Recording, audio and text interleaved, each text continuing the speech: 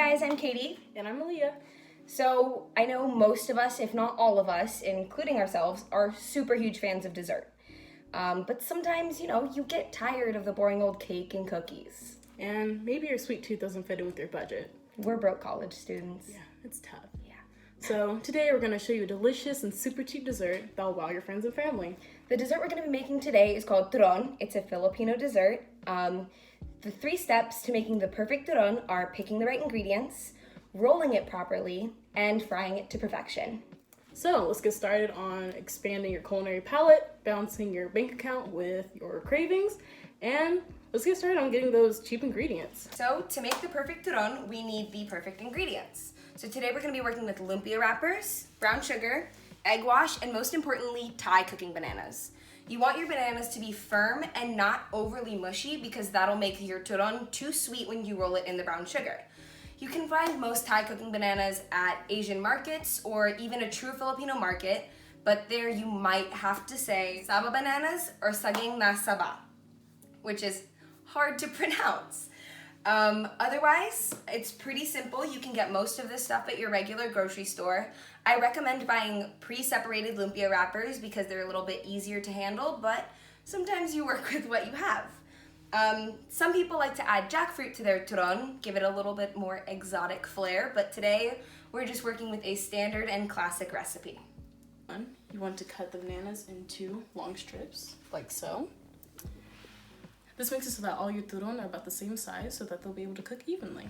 So what we'll do is take one individual strip of banana and lay it face down in the brown sugar.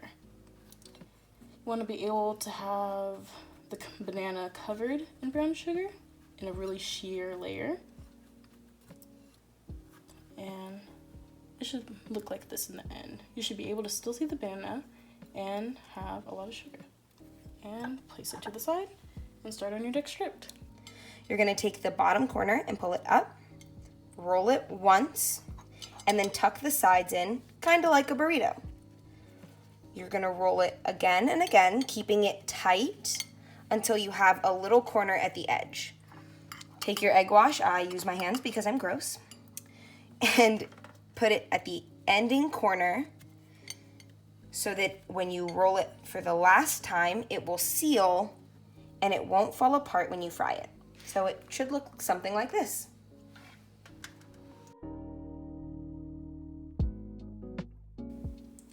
So frying the turon is probably the most difficult part because it can either undercook or overcook. However, when properly done, your turon will come out caramelized, crunchy, and perfect, just like you. Okay, so to fry the turon to perfection, we want to use canola oil. We want to make sure that it's hot enough for frying. So to test it, we're going to take a wooden chopstick. We're going to put it in the canola oil, and if it bubbles at the base of the chopstick, like it's doing now, it's hot enough to fry. We're going to take one of our turon, one that's sealed. There we go. And we are going to pop it on in. And we're just going to wait for it to get golden brown on one side. I try to cook about 3 at a time. That way it takes less time and we can eat them faster. There we go.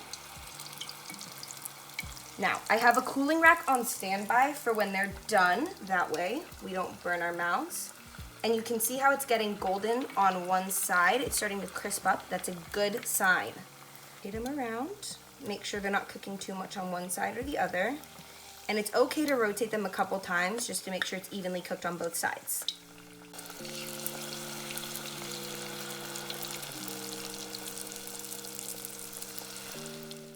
So, once the turons have finished cooling on the rack, they're ready to eat.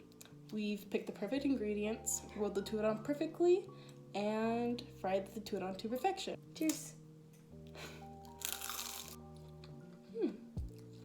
I like it. I like it. Mm-hmm. Aaliyah likes it. I like it. They're crunchy. They're sweet, but not too sweet. You can eat like 11 of them. Yeah, they're the perfect college dessert. And as we've showed you, they're super affordable and super easy to make. So next time you're craving something sweet, try this.